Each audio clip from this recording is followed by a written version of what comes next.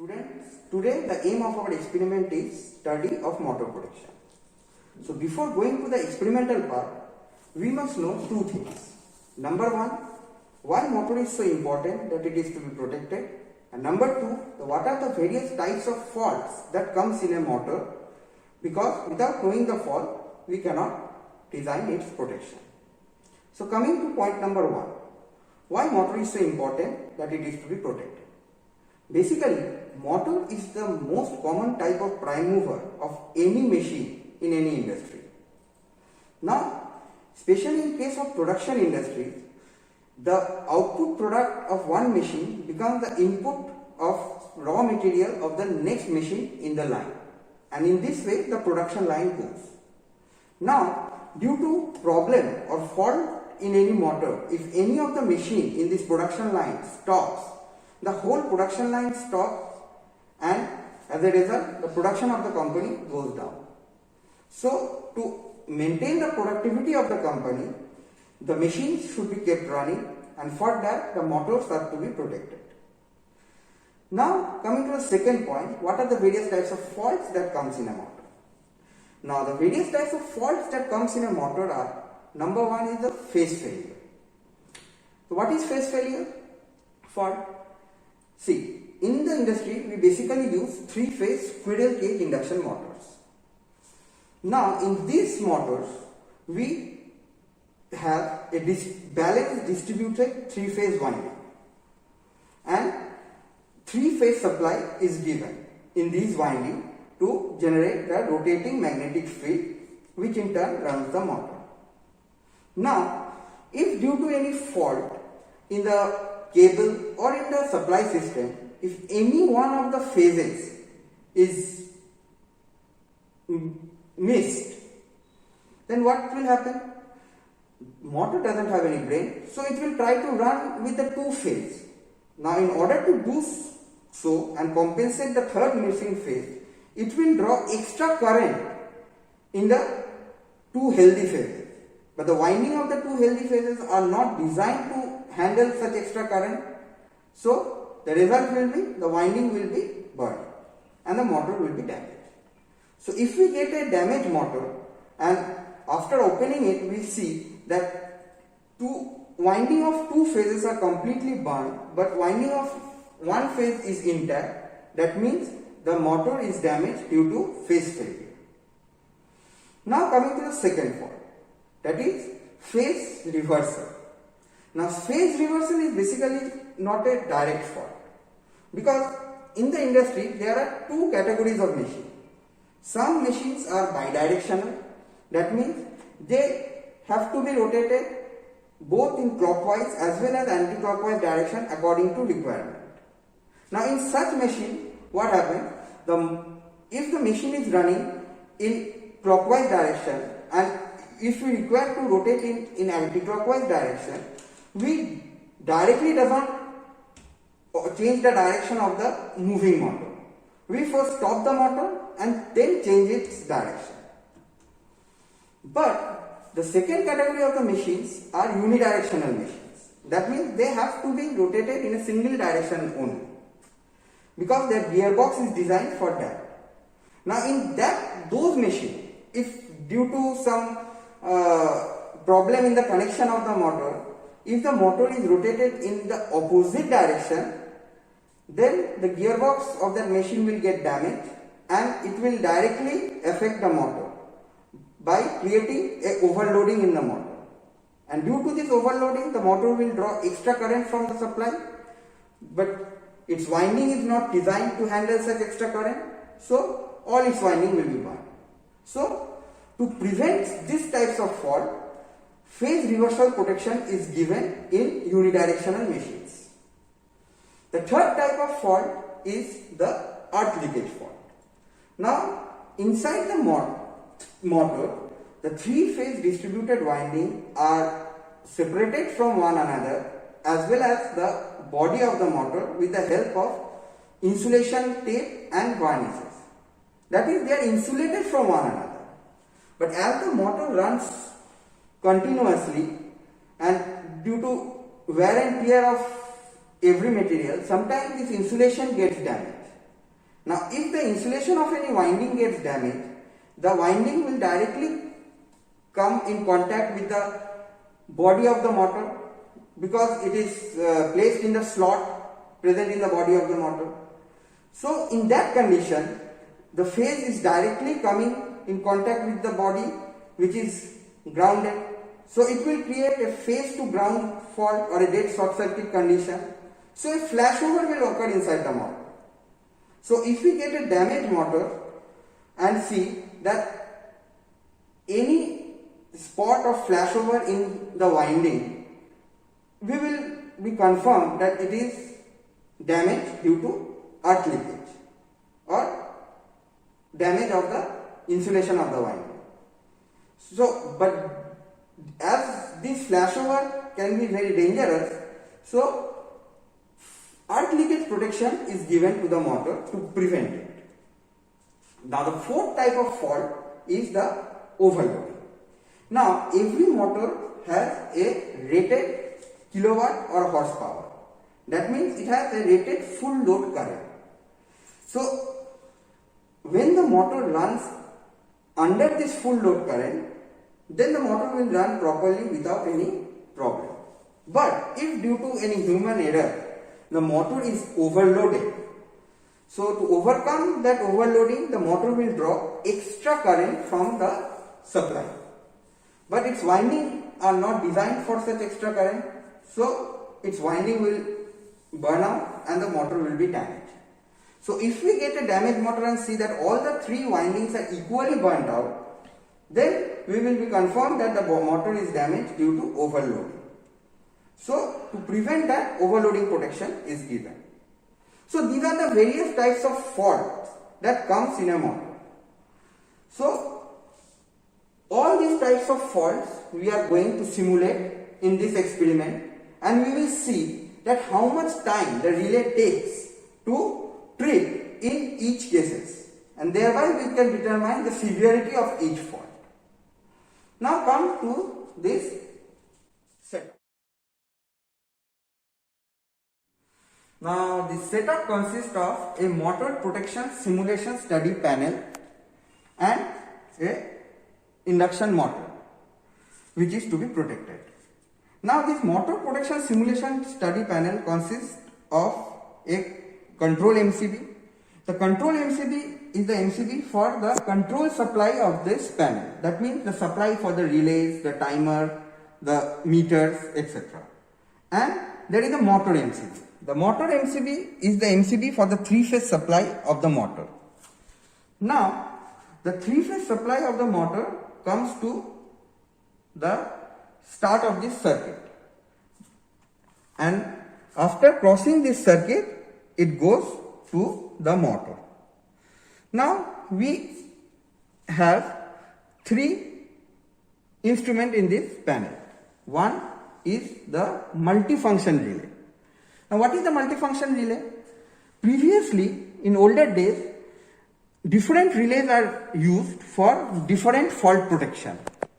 But nowadays, multifunction numerical relays are used. This multifunction relay can protect the motor from all the types of fault. Thereby, it saves some space in the panel. So this is our multifunction relay. Now next comes the timer.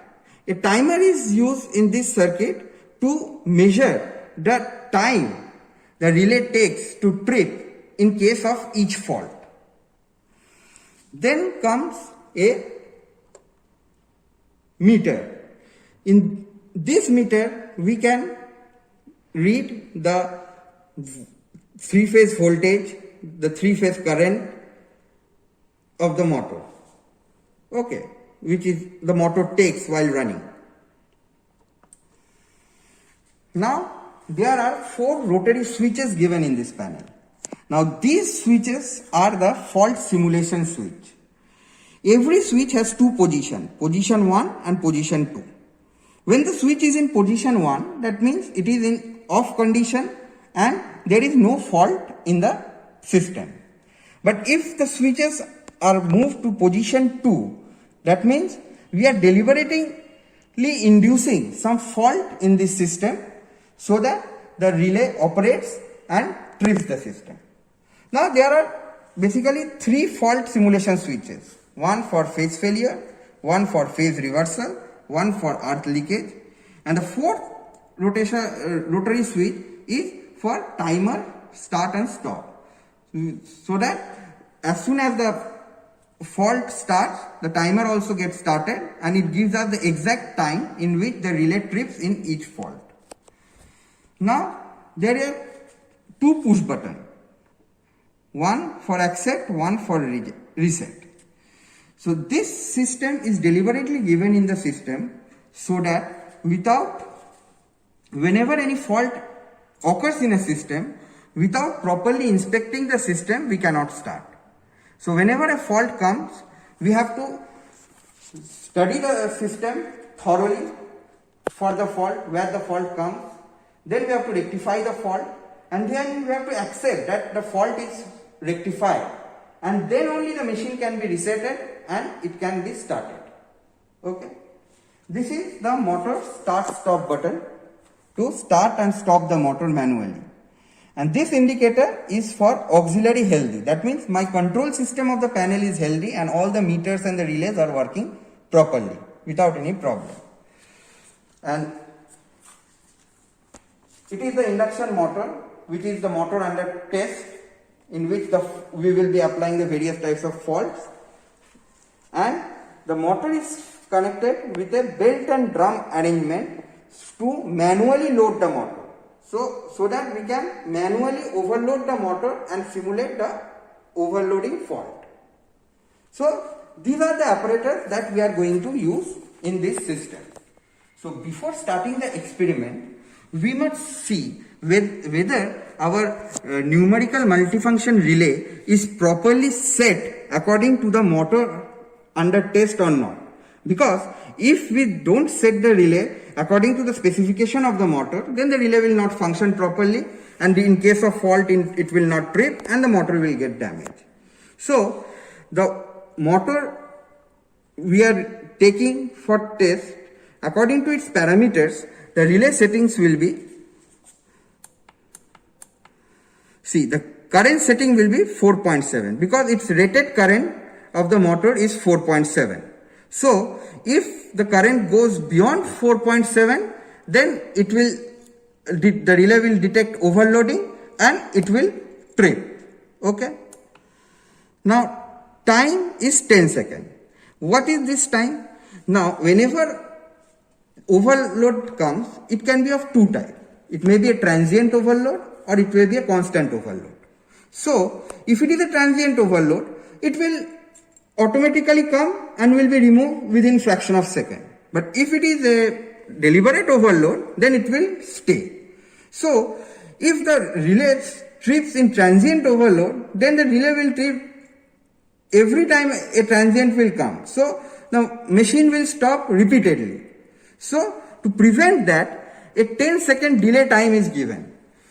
That means the relay will observe whether the overload stays for 10 seconds or beyond that. If it gets removed within 10 seconds, then it is a transient overload and the relay will not trip in overloading.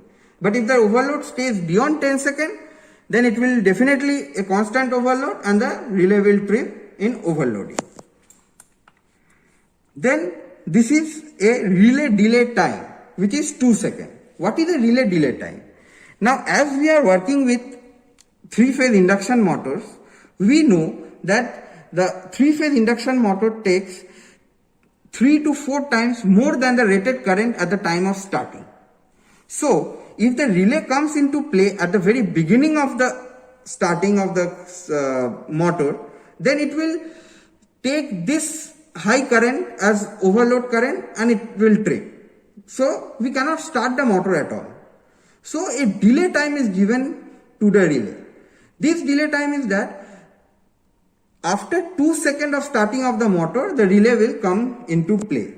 So within this 2 seconds, this high starting current part will be over and the motor will come to normal running, and then the relay will come into function and will protect the motor in case of other type of faults.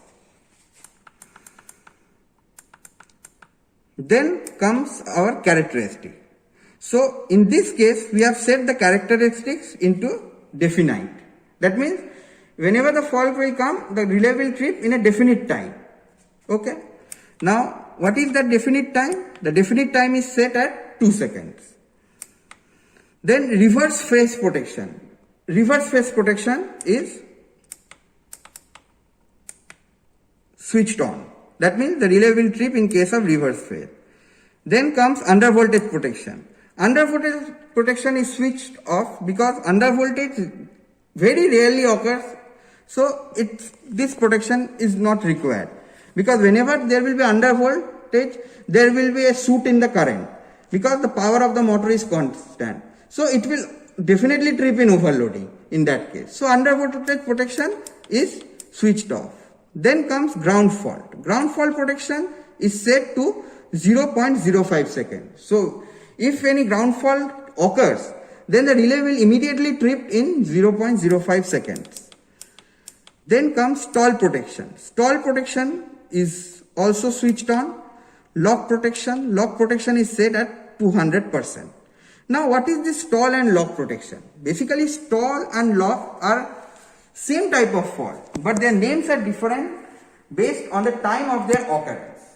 Now if suppose our motor is running normally and suddenly due to any mechanical problem in its shaft or bearing, the motor halts, then we will say that the motor is stalled.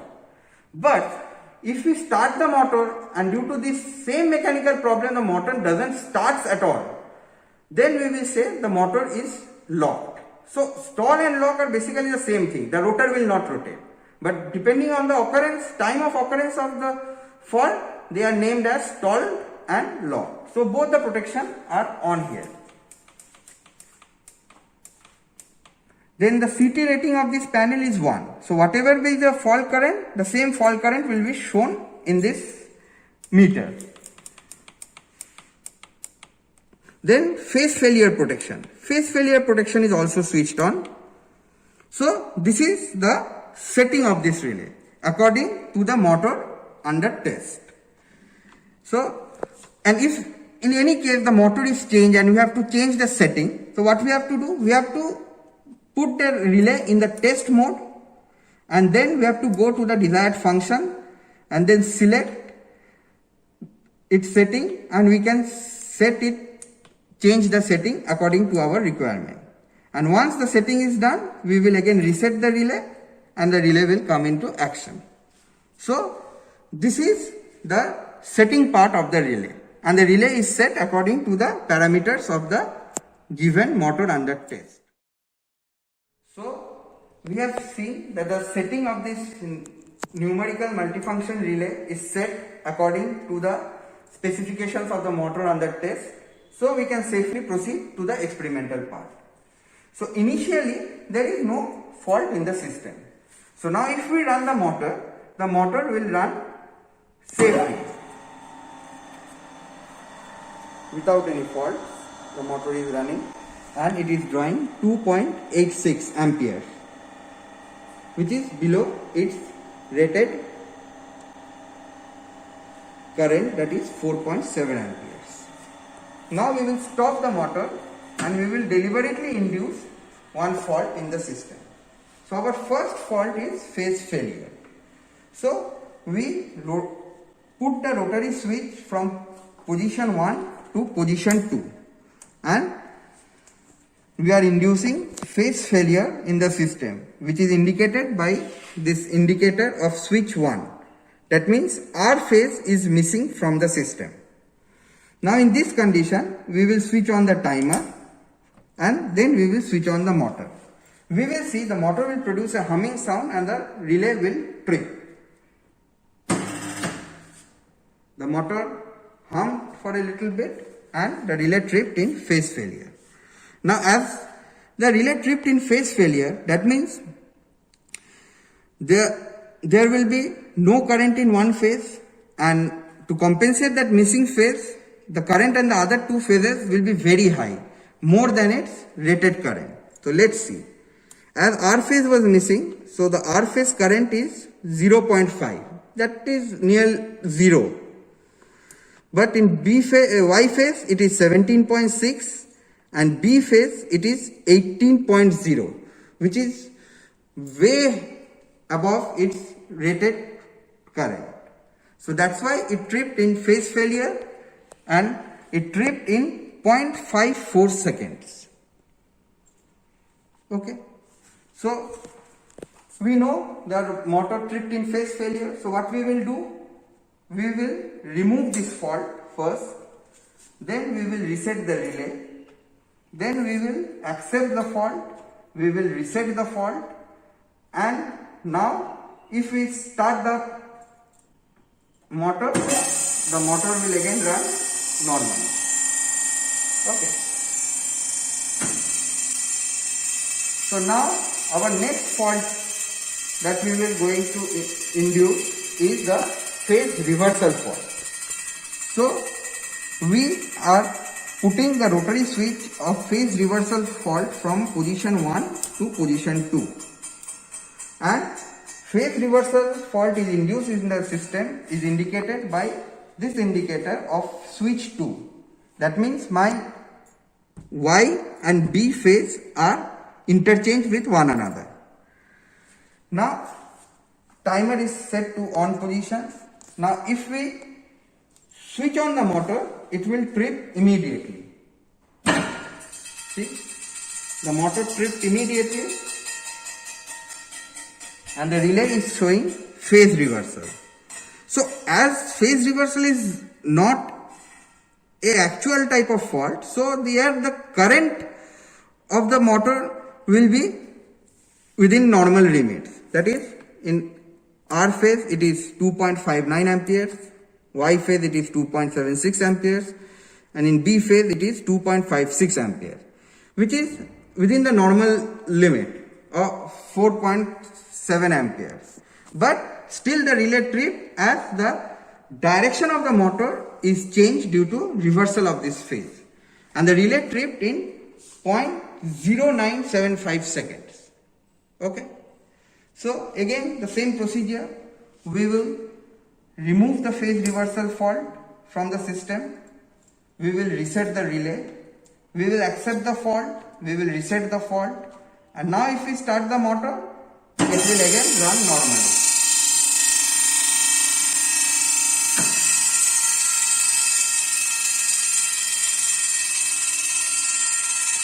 Now we will induce earth leakage fault in the system. So we are rotating the rotary switch of earth leakage fault from position 1 to position 2. And earth leakage is induced in the system is indicated by this indicator of switch 3. That means my blue phase is now directly connected with the earth. Now in this condition, if we put the timer to on position and if we start the motor, it will also trip immediately. See? Instantaneously it has tripped.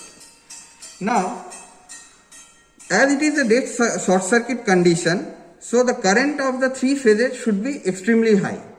But in order to protect this panel from the high current, there is a braking resistor given in this system.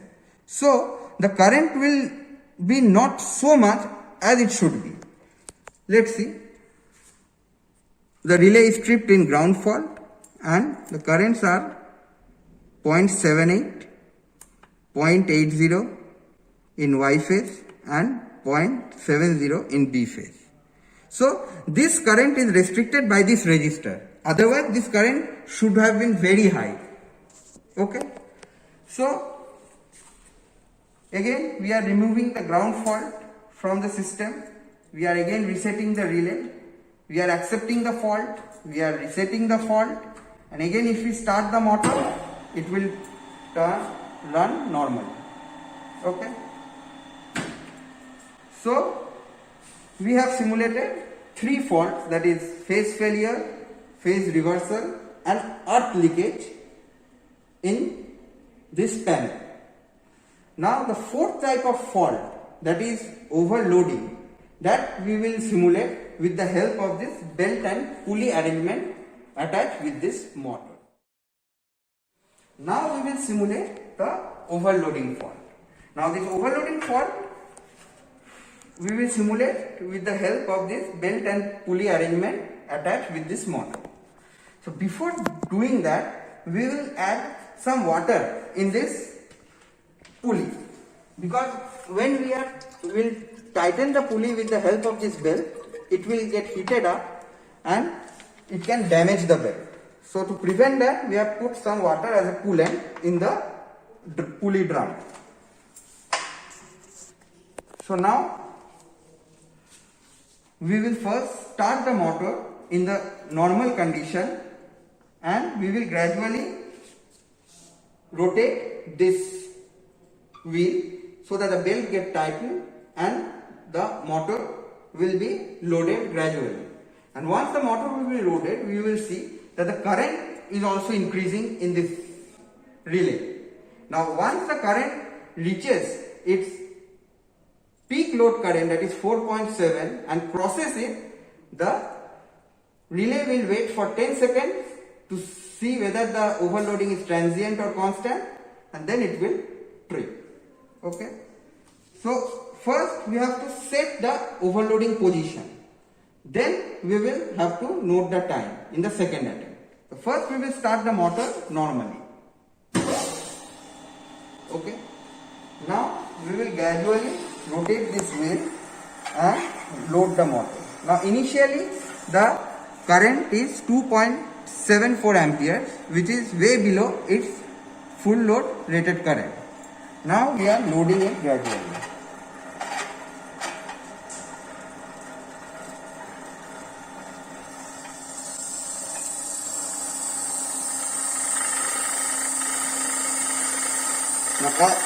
Now the motor is loaded is indicated by the dials of this belt. Okay. Now as the motor is loaded, see, the current is also increasing.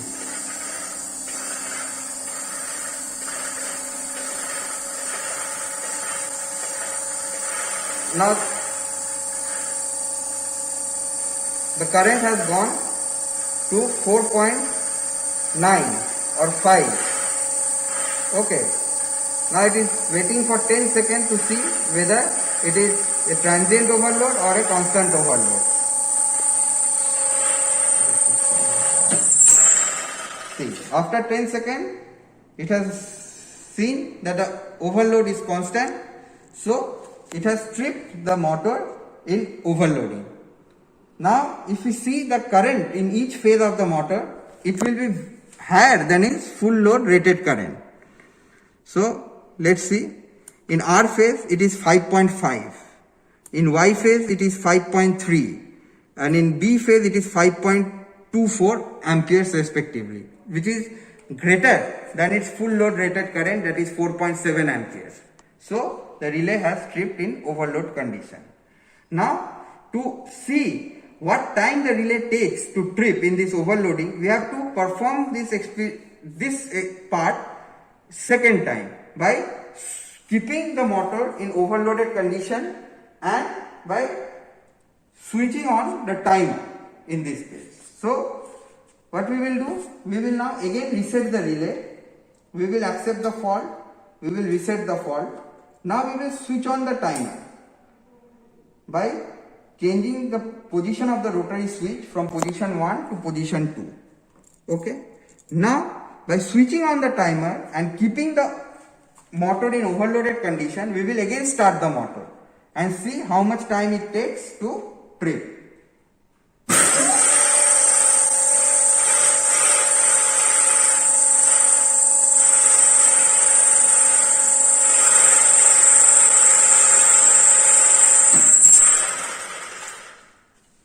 Okay. So the motor has again tripped in overloaded condition, and due to this overload, again the currents in the three phases are 5.75, 5.48 and 5.45 amperes respectively, which is higher than its full load rated current of 4.7 amperes, and it has taken 11.63 seconds to trip. So we will again now remove the load from the motor. So by rotating this wheel in the opposite direction, we are removing the load from the motor. Now the load from the motor is completely removed because this dial again comes to the zero position. That is, the motor is again in no load condition. Now we are resetting the relay. We are accepting the fault. Now we are resetting the fault. Now again, if we start the motor will run in normal condition. And again it is taking 2.7 amperes, that is below its rated full load current of 4.7 amperes. So the system is healthy again. So that's all for today's experiment. See you in the next experiment.